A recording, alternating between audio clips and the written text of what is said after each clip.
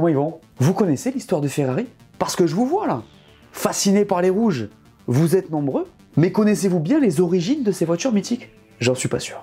Eh bien sachez que tout commence avec un homme. Un jeune Italien passionné de mécanique et de course automobile. Enzo de son prénom, Ferrari de son nom, il va révolutionner l'industrie et créer la marque la plus emblématique de l'histoire. Aujourd'hui, je vous raconte l'histoire de la personnalité la plus importante du sport auto au XXe siècle, Enzo Ferrari. Allez, on en parle. Pour plus d'histoires comme celle-là, et il y en a qui arrivent, abonne-toi, laisse-moi ton meilleur pouce levé pour le référencement, installe-toi confortablement et profite de cette vidéo.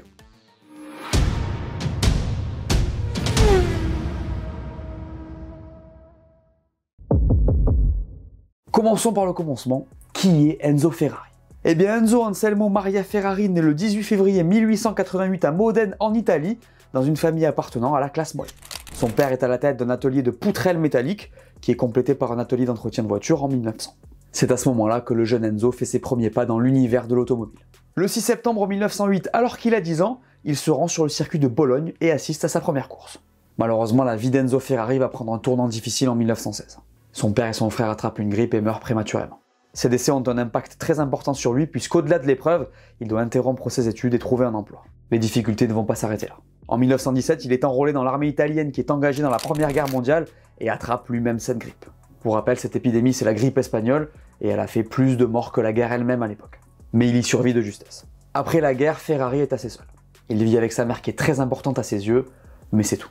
Il cherche du boulot et si rapidement il cherche à se faire embaucher chez Fiat, ça ne va pas fonctionner. Peu après, il trouve quand même un emploi chez Giovannoni, où il collecte des châssis de camions et les livre à Milan.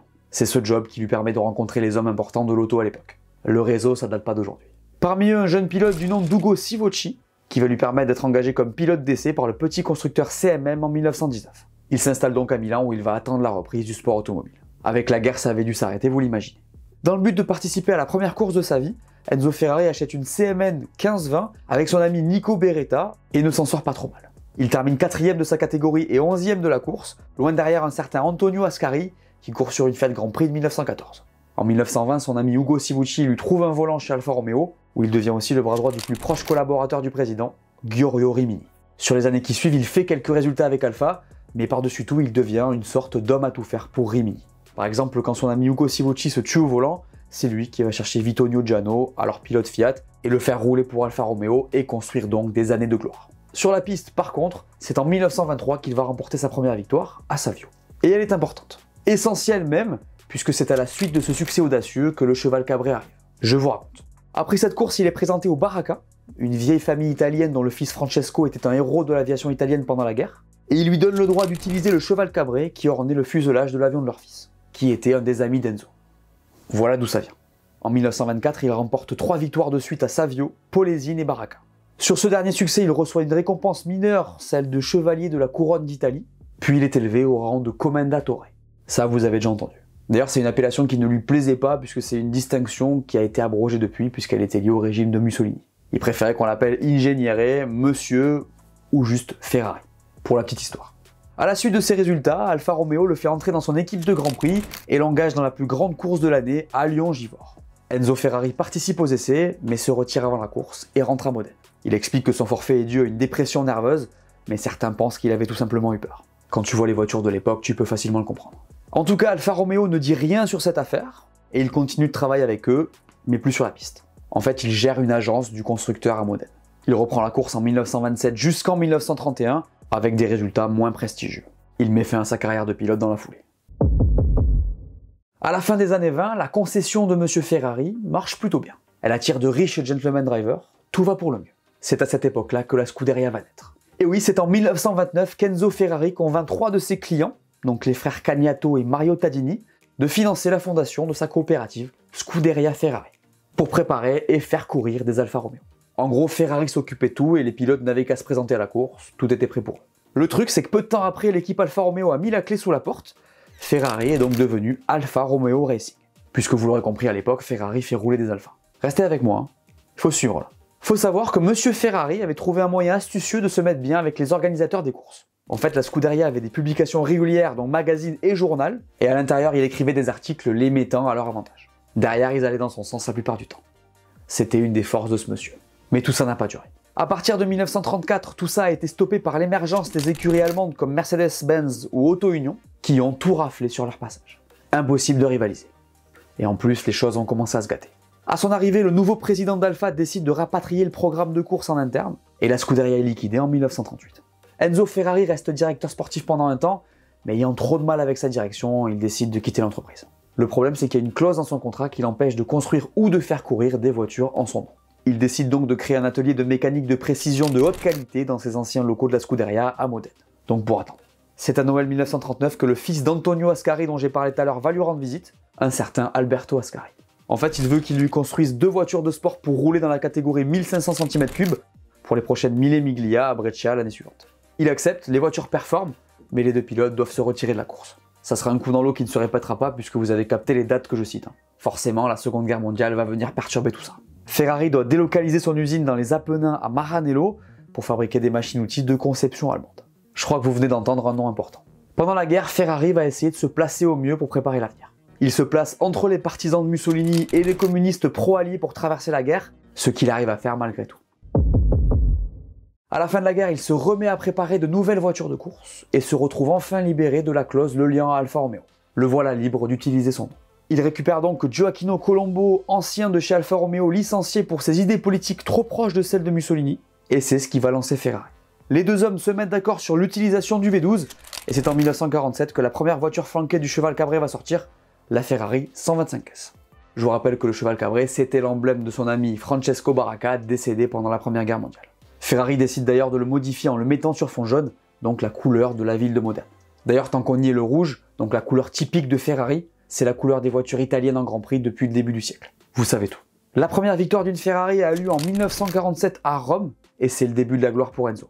En 1950, il participe au premier Grand Prix de F1 officiel avec un certain Alberto Ascari.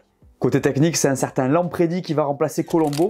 C'est grâce à ses V12 4 cylindres que Ferrari va exceller. C'est d'ailleurs en 1950 qu'il va aller chercher sa première victoire à Silverstone. Ferrari brise donc la domination d'Alfa Romeo, à tel point qu'il déclare avoir l'impression d'avoir tué sa propre mère. Pas besoin de vous rappeler sa relation avec Alfa Romeo si vous vous êtes concentré sur cette vidéo. Puis la gloire absolue va arriver. Ascari va aller chercher les titres de 52 et 53, c'est le premier back-to-back de l'histoire, le succès est total. Malheureusement pour Monsieur Lampredi par contre, ces voitures perdent de leur superbe et permettent la domination d'un certain Fangio, il se fait éjecter sans ménagement. Heureusement pour Enzo, Ferrari récupère les voitures Lancia qui s'étaient retirées de la F1, et il peut relancer la dynamique avec le même Fangio. En fait, Fangio, il a été champion avec Alfa Romeo, Maserati, Mercedes et Ferrari. Pas là pour compter les perles, c'est le moins qu'on puisse dire. C'est à cette époque que Ferrari va consolider ses voitures de route. Il s'associe au styliste et carrossier Battista pour fabriquer des voitures de sport basées sur son succès en compétition. À l'époque, les voitures rouges ont gagné des courses d'endurance en plus de la F1 et sont vues comme des voitures de grande qualité. D'ailleurs, à l'époque, la qualité principale des Ferrari, c'est leur fiabilité. Les moteurs tournent non-stop, les boîtes sont solides, il y a beaucoup de puissance, par contre la tenue de route laisse à désirer. Chez Ferrari, on se concentre sur le moteur et on délaisse un peu le châssis, ce qui a de lourdes conséquences. En compétition, de nombreux pilotes perdent la vie à leur volant. Ça a d'ailleurs été un gros problème pour Enzo Ferrari, dont l'image en a pas mal pâti. Il en faisait le deuil en public, mais n'arrêtait jamais son activité. C'est en 1956 que la vie d'Enzo va brusquement changer. Son fils Dino décède à l'âge de 24 ans de dystrophie musculaire, ce qui va tout bouleverser. Endeuillé, le boss de Ferrari hésite à continuer. Il n'a plus d'énergie. En fait, au-delà du chagrin, il s'inquiète du fait que l'entreprise n'ait plus d'héritier. Cette période va durer de nombreuses années. Et oui, parce qu'au milieu des années 60, on apprend qu'un certain Piero Lardi, fils d'une maîtresse de Ferrari, est né à la fin de la guerre et travaille à Maranello. C'est quand même incroyable. C'est d'ailleurs à la mort de sa femme Laura qu'Enzo Ferrari décide de le reconnaître et de le désigner comme son successeur. Sombre histoire. Dans les années 60, les choses vont se détériorer chez Ferrari. Il y a une grosse rivalité avec Ford, notamment sur les 24 heures du Mans, que Ferrari va néanmoins réussir à conserver jusqu'en 66. En 69, par contre, rien ne va plus pour les rouges. L'entreprise ne produit pas assez de voitures de série pour financer la piste, les choix techniques sont mauvais, c'est très compliqué. Pour résoudre ce problème, Ferrari a quand même la solution. Il se rapproche de Gianni Agnelli qui accepte de racheter 50% des parts de la société à taux annuel fixe et à payer aussi longtemps que le vendeur vivra. Un viager quoi. C'est à partir de 75 que les choses vont commencer à s'arranger. En fait, un jeune diplômé en relations internationales débarque dans l'équipe et il fait un bien fou. Son nom, Luca Di Montezemolo. Il devient rapidement directeur de cette équipe et en renforce les ambitions, tout en établissant des rapports transparents avec Enzo Ferrari. C'est lui, en compagnie de Forghieri et de Niki Lauda, qui vont arrêter le programme d'endurance et remettre l'équipe sur le droit chemin. Par la suite, alors qu'il a des soucis de santé, c'est Gilles Villeneuve qui va redonner goût à Enzo Ferrari de suivre son équipe. Le jeune Canadien est pétillant, rapide et il est adoré du boss. Malheureusement, vous connaissez la suite. J'en parle dans cette vidéo. À partir de 1984, les choses vont fortement se compliquer pour la Scuderia, qui ne se relèvera pas avant la fin des années 90. En 1988, Enzo Ferrari décède à l'âge de 90 ans. Bon, je pense que vous avez à peu près compris qui était Enzo Ferrari. Un grand homme, dur et plutôt difficile. Il était très politique, adorait presque le conflit, ce qui ne l'a pas toujours aidé. Toujours est-il que grâce à ce tempérament de dur à cuire et aussi à sa passion de la course automobile, il a construit l'une des marques les plus fortes du monde de l'auto. Si ce n'est la plus forte, bien évidemment. Attends, il y a des gens qui confondent les mots F1 et Ferrari. Si ça c'est pas un indicateur, je vois pas ce qu'il y en a. En vrai, pas étonnant quand tu vois les chiffres hallucinants de la Scuderia en catégorie 1. Après, au niveau du personnage, franchement, je pense que les défauts peuvent se comprendre. Il y a eu 2 guerres de traversée, un combat permanent pour survivre dans l'industrie, d'énormes responsabilités.